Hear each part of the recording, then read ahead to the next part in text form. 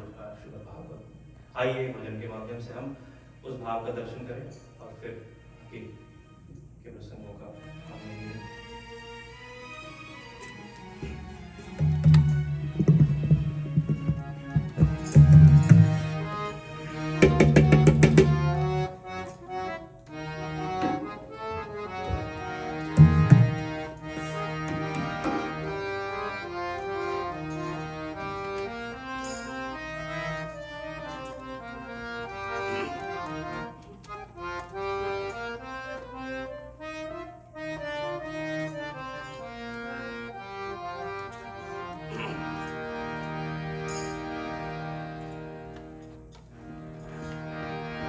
मेरा नाथ तू है, नहीं मैं अकेला।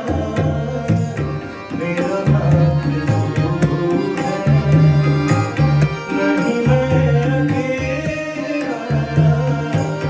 मेरे साथ तू है, नहीं मैं अकेला। मेरा नाथ नहीं मैं अकेला, मेरे साथ तू है। नहीं मैं अकेला, मेरे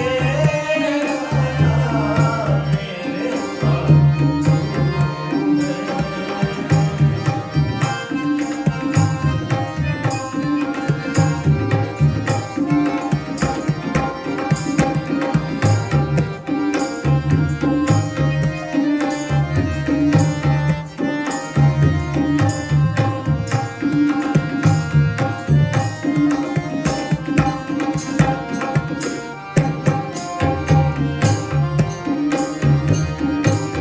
चला जा रहा हूँ मैं राहों पे तुम्हारी,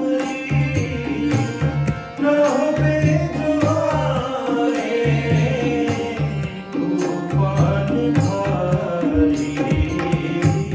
चला जा रहा हूँ मैं राहों पे तुम्हारी, राहों पे जो तूफान भारी। थामे हुए मेरा हाथ तू है, नहीं मैं अकेला। मेरे साथ तू है, नहीं मैं अकेला। मेरे साथ तू है।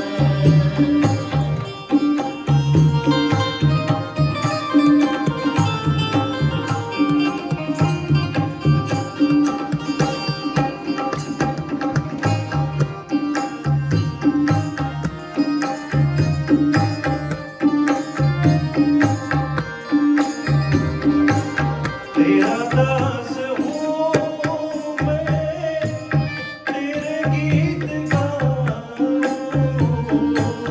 तुझे भूल के भी ना मैं भूल पाऊं।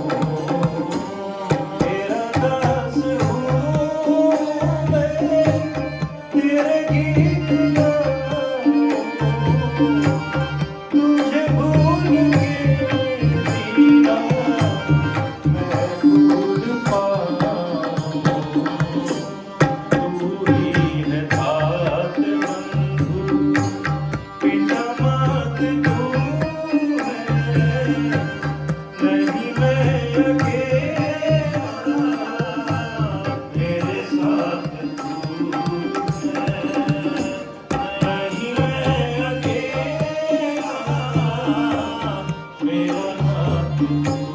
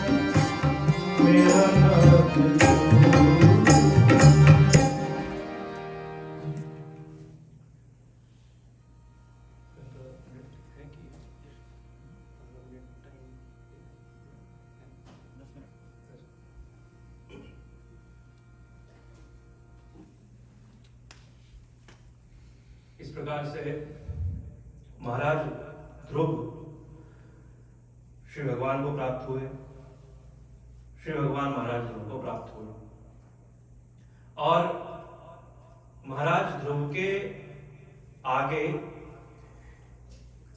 उनका पूरा वंश कृतार्थ हो गया।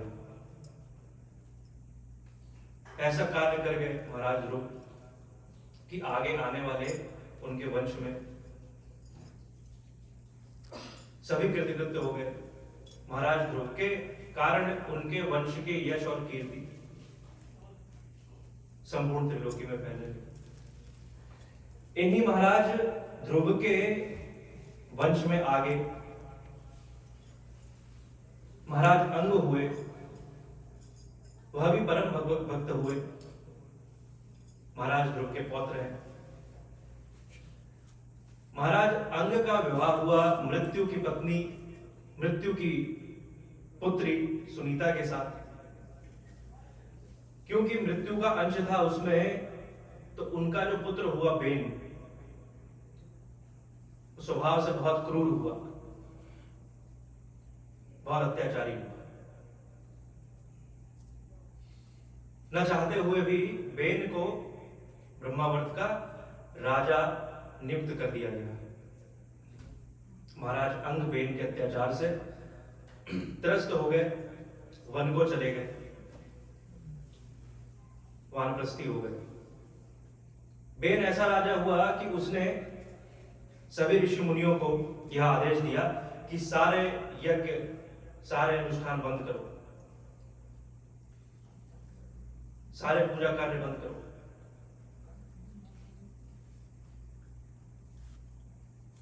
मैं तुम्हारा राजा हूं और मुझे छोड़ करके तुम अन्य किसी की पूजा करते हो। तुम्हें पता नहीं है राजा के शरीर में सभी देवताओं का वास होता है। आज से यह सब कुछ बंद।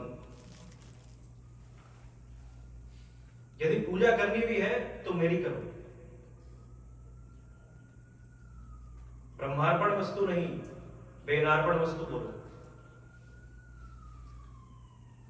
और जब ऐसे ऋषि मुनियों के कई बार समझाने से बेन नहीं माना, तो अपने योग बल से, अपने तेज से उन ऋषियों ने एक ऐसा श्राप दिया कि बेन की मृत्यु हो गई। पुनः ब्रह्मावर्त का, पृथ्वी का शासन रिक्त हो गया, कोई राजा नहीं हुआ। और तब ऋषियों ने सोचा कि ये था तो पापी, लेकिन ध्रुव जैसे भगवत भक्त के वंश में जन्मा है, तो अवश्य ही कुछ तो अंश इसके शरीर में सद्गुण वाले भी होंगे। और जब ऐसे उस बेन के शरीर का मंथन किया, तब अग्रभाग से महाराज पृथु और देवी अर्ची प्रकट हुई। महाराज पृथु साक्षात श्री भगवान नारायण के ही अवतार हैं। अद्भुत चरित्र महाराज पृथु का भी है। जैसे ही महाराज पृथु प्रकट हुए, तो सभी ऋषि मुनि, सभी ब्राह्मण, सब महाराज पृथु की स्तुति करने लगे। सब कहने लगे कि महाराज आप तो बड़े महान हैं, आप तो बड़े पराक्रमी हैं, आपके बल की क्या सीमा है, आपकी यश और कीर्ति तो सर्वत्र व्याप्त है, बड़े बड़े देवता आपको, आपके समक्ष नतमस्तक होते हैं। महाराज पृथु ने कहा ऋषियों से कि अभी अभी तो मैं आया हूं, और अभी तो इस पृथ्वी पर मेरा कोई गुण भी प्रकट नहीं हुआ, और आते ही आप सबने मेरी स्तुति करनी प्रारंभ कर दी।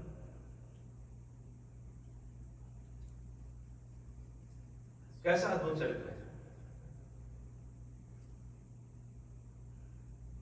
अरे कुछ तो गुण प्रभाव प्रकट होने दो।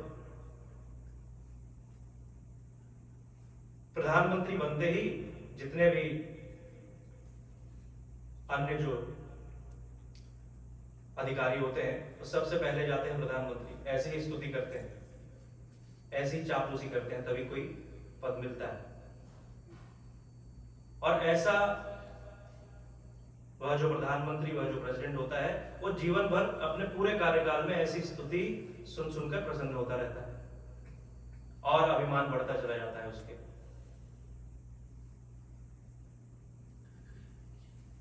हमारा ऐसा ही कुछ चरित्र है। और ऐसे अभिमान और अहंकार से भरे हुए जब शासक होंगे तो कैसा शासन होगा, वो तो देख ही रहे हैं हम सभी। तो महाराज पृथु ने कहा कि अभी तो मेरा कोई गुण भी प्रकट नहीं हुआ और आप व्यर्थ ही मेरी स्तुति कर रहे हैं। अरे साक्षात श्री भगवान हरि के अतिरिक्त इस पृथ्वी में कोई ऐसा मनुष्य हो सकता है जिसकी स्तुति की जा सके? अरे 150 वर्ष की उम्र लेकर के आया हुआ यह मनुष्य यदि उसकी स्तुति कोई करे तो वास्तविकता में वो उसकी स्तुति नहीं है, उसका हास्य ही है, उसका उपहास ही है।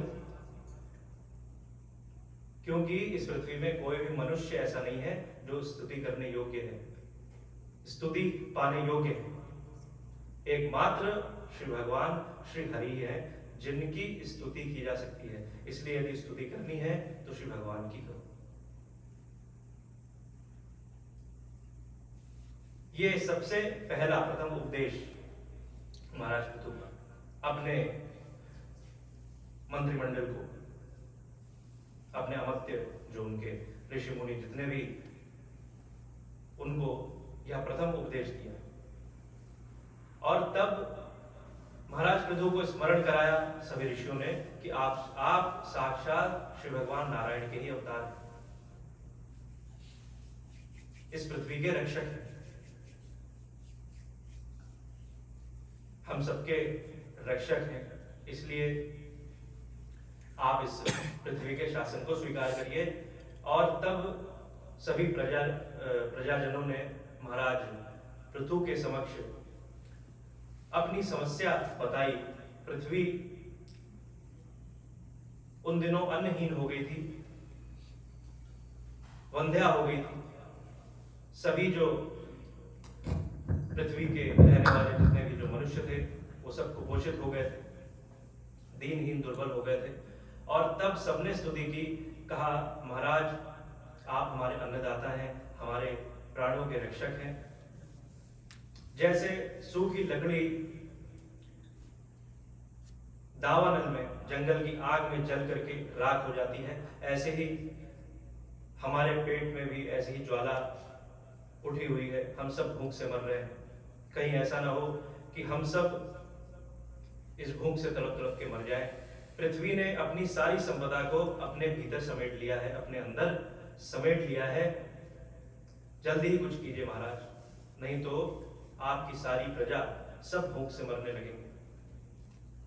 और तब महाराज पृथु ने विचार किया कुछ क्षण, सारा रहस्य जान गए कि पृथ्वी ने अपनी पूरी संपदा को अपने भीतर संकर्षित कर लिया, अपने भीतर समेट लिया।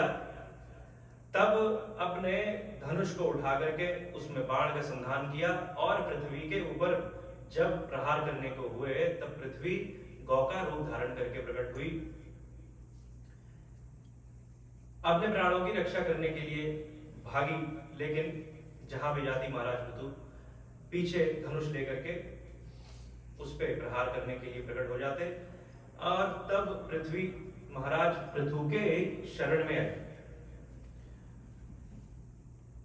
उसने कहा, हे प्रभु, आपका अवतार तो मेरी रक्षा के लिए होता है, क्या आप आज मुझे अंगभंग कर देंगे, मुझे नष्ट कर देंगे?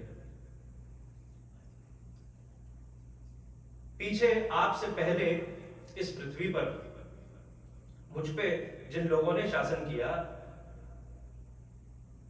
वो धर्म विरोधी राजा थे,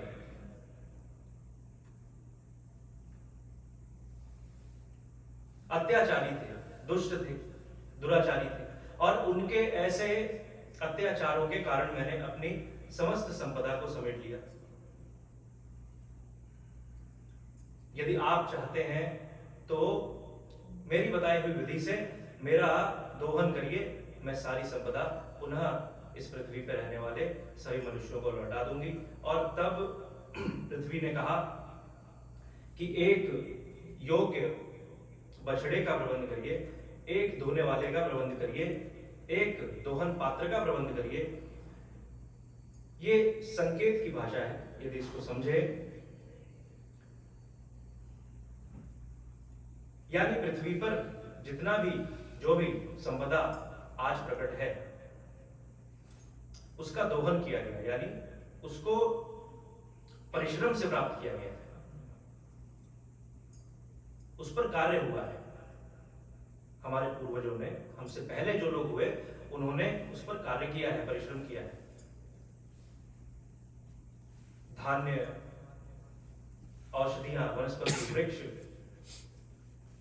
रत्न, धातु आदि जितनी भी संपदाएं हैं, यह सब पृथ्वी के गर्भ से निकलती हैं, गर्भ से प्रकट होती हैं। और तब महाराज मनु को बछड़ा बनाया गया, सभी ऋषियों ने इंद्रियों का पात्र बनाया और वेदों को प्राप्त किया। इंद्र ने बछड़ा बनकर के स्वर्ण पात्र में बल को प्राप्त किया, स्वर्ग को प्राप्त किया, और ऐसे अलग अलग प्रवृत्तियों के सब अलग अलग लोगों ने अपने अपने अनुसार संपदाओं को प्राप्त किया।